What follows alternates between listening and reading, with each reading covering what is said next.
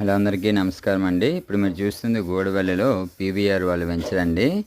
60 అడుగులు 40 అడుగులు రోడ్లు ఇస్తున్నారు.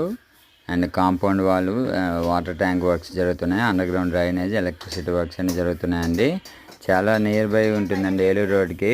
కేవలం 1 km డిస్టెన్స్లోనే ఉంటుంది వెంచరు. గూడవల్లి అంటే ఇది ఫుల్లీ రెసిడెన్షియల్ ఏరియా అండి.